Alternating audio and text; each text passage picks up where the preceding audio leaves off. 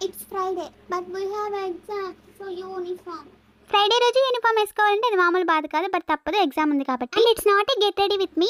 Obviously with this hair.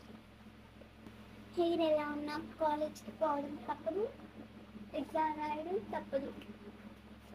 No preparation.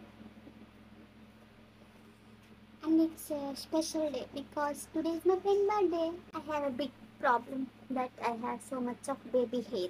What should I do? So ఆ baby హెయిర్ని కొంచెం మంచిగా స్టైల్ చేస్తే క్యూట్ పోనీ టైల్ ట్రై చేద్దాము.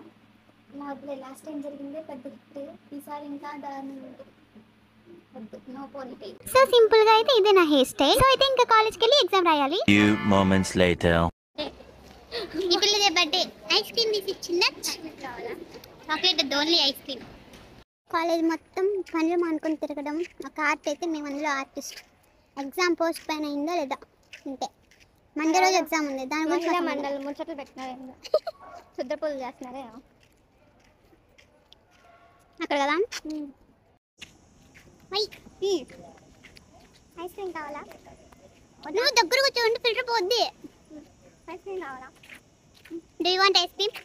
ఆపిల్నే అడగండి, ఆపిల్నే అడగండి. బర్త్డే ఆపిల్ అని నాది కాదు. ఇవ్వండి ఇటు వచ్చే నేను ఫేస్ వస్తుంది. ఇవ్వండి నేను నీకు ఐస్ క్రీమ్. యూనివర్సిటీ మొహం కనిపిస్తుంది.